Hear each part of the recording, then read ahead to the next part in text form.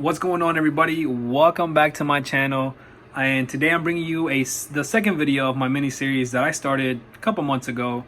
And today I'm bringing you a video just talking about my experience with endoscopies, and I say endoscopies plural because I've gone through 4 of them.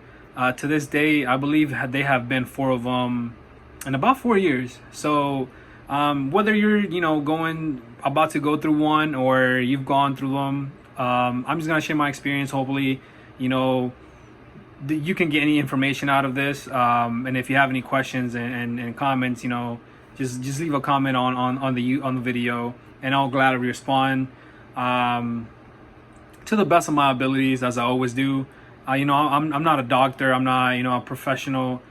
I always talk a lot about my experience because it seems to help a lot of people out, and they also reciprocate that as well when they leave comments and informative things. So I really appreciate everyone that just takes their time and just does that on my video. So with my endoscopies, the first one that I had was 2 months after I was really feeling bad from my stomach. I got sick from, at the time I didn't know, but I started getting sick from my hernia issues and my gastro issues, my GERD issues. At the time I didn't know that was what was coming up with my body. But in June of 2016 was when everything started. So 2 months after that, in August, it's when I had my first endoscopy. After I got a couple of medications to see if it will help with my issues, just my MD just recommended me to get an endoscopy. Most likely they're not. If you're having a lot of gastro issues, you're gonna go through an endoscopy. Is just to see if they can find anything that's wrong with you, and it's probably one of the easiest procedures to go through, to be honest, because they put you to sleep. From my experience, it's been from 30 minutes to an hour or so. The shortest I've had was actually this recent one. My surgeon has a lot of experience, and I said my surgeon because he was the one that did my LINX procedure. So it took him about 30 minutes, I believe, maybe 40 minutes, I'm not sure, just from the moment they put you to sleep to the time you end up waking up, right? For the first one, though, I think that was where they found it was the most informative for me, because that was the first time I've ever gotten one, and to be honest, that's where they found out the most things about me, especially what was going on with my stomach and also my esophagus, right? So I'm gonna look here on my other screen so I can let you guys know.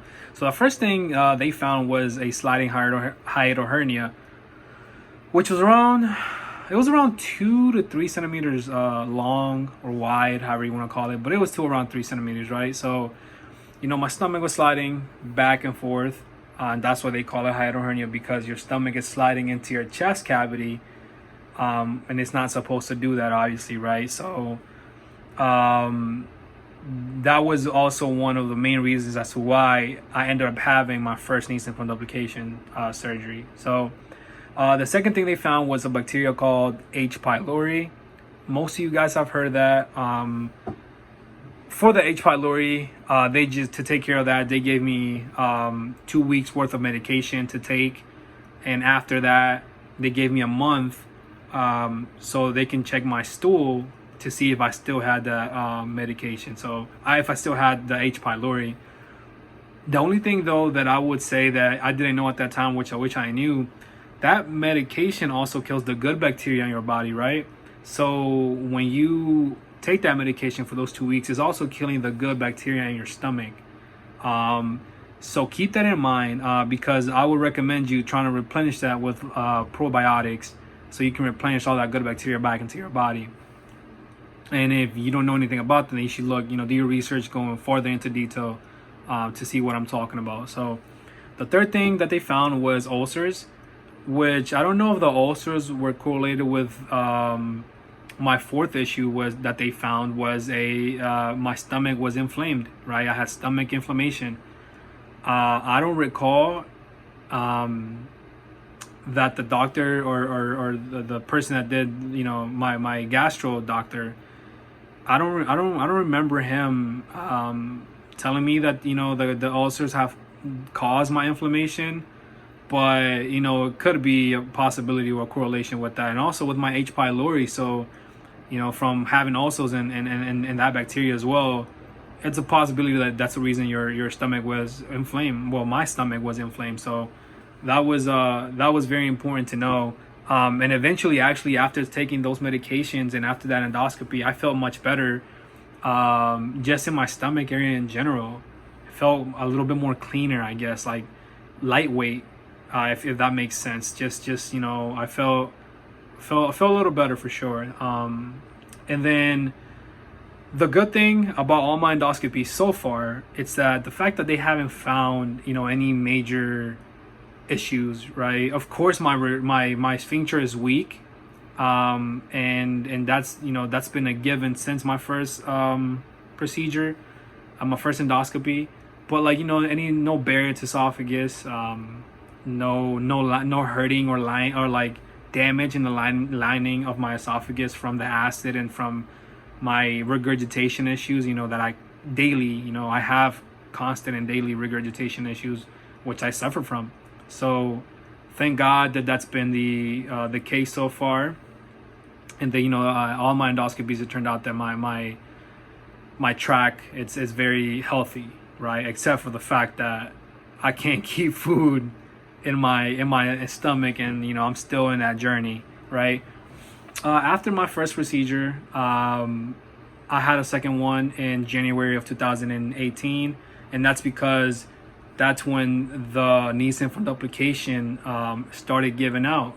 Started going down south, and I had to get another endoscopy to see if everything was all right. So from that procedure, I remember just getting my stomach checked out to see if my stomach was wrapped well, and to see if my hiatal hernia repair was still intact. So that was the case. They really didn't find anything major. Everything seemed to be fine, but I knew, my body knew that this was heading south. This was going deteriorate little by little. So I lasted like that for about a year, and then I couldn't do that anymore. My stomach and my symptoms got so much worse, to the point where like I felt worse by the end of the first surgery than I did prior to having any surgery. So I got even worse. So the third surgery that I had was in February of 2019, and that is actually when I had switched my surgeon. So this time I went into a surgeon that had experience with the Nissen fundoplication and the links, because I was looking into the links, which eventually I ended up getting, right? If you guys seen my other videos. So he went in there, he wanted to see for himself what was going on. This is when they told me that my stomach, he found that my stomach was wrapped too long, right? So if you take this water bottle, when they wrap your esophagus around your stomach, this stitching that they do here, the finishing, that line was just way too long. Like it was tied too long, or stitched too long. It was not supposed to be that way. It's supposed to be a little bit smaller, right? So the length was very long, to compare to what, from his expertise, what he was used to. So that was too long. And also my stomach was wrapped, and it wasn't wrapped normally. Of course, your stomach already, it's not supposed to be wrapped around your esophagus, because your anatomy is not supposed to be that way. So, but with me, my stomach being wrapped and twisted, kind of gave him an idea as to why I was suffering so much, and maybe he thought that he could fix those issues, which, to be honest, they were kind of good news, because then somebody found something that was wrong with me, and not just I'm not crazy. This the fourth endoscopy, though, moving on to my fourth endoscopy, I had it around 3 months ago, 2 or 3 months ago, February of this year, 2020. And the reason I had to have that is because my links, after they took down the Nissen fundoplication and they implanted the links, that same surgeon wanted to see what's going on, that as to why my symptoms have not faded away, as to why I still regurgitate food, why I still have acid, and what's going on. So this is probably it was probably my worst experience out of all of them, for the simple fact that by this time now I had already built so much anxiety through my health issues. My mental health had deteriorated, and it was really bad, and it's still, I'm trying to get better from that, and I'm planning on making videos about my mental health as well, so you guys stay in tune. But I think that was the worst experience that I had, because I went to sleep with my heart rate. They put me to sleep with my heart rate very, very high, because I was very nervous and I was very anxious. My surgeon, though, I had told him about my anxiety issue, so he knew that. So, I still went to sleep with they put me to sleep with my heart rate very high. But when I woke up, my heart rate was around 84, and it was all right. It was normal. But when I woke up, my body started feeling anxious again and normal. I started getting that conscious back and remembering, I was scared, and I was basically, for lack of better words, I was shook. I was very shook, and my heart rate went up to 130, 140s. And my nurse was like, what's going on? How do you feel? I was like, it's just I'm just nervous. I'm anxious, and it's happening, and it's happening again. And this area just feels very, very tight. It always does. And I think that was just very scary. I was very disappointed that day because, for one, the surgeon that did the endoscopy, he told me that everything should be okay. The length looks good, your hiatal hernia looks fine. It should be working, right? But I think something great came out of that, because of the nurse that was taking care of me. This is probably the most important thing that just happened to me that day. She said, look, Carlos, out of my 30 years of experience that I've been going through all of this, the next thing that's up for you is probably your gallbladder. I said, my gallbladder? She's like, your gallbladder. She was like, look, it's your gallbladder could be the reason as to why, you're having so much more issues, and I started looking into my gallbladder, and as to, maybe what's causing some of my issues. And I remember, last year I had an episode, and I ended up going to the ER, and my gallbladder, they did some testings and examinations, and I had stones in there. So I was like, maybe it's not working. She was like, maybe it's not working. No, it's not working to its potential. Maybe it's not functioning well. But I just know that the next thing they're going to take out of your body is your gallbladder. So your next procedure or next surgery is probably going to be that. And I was like, dang. I was like, that's crazy. That's wild, So now I'm doing my research and looking into that, and looking to see if my gallbladder is the issue, to see if,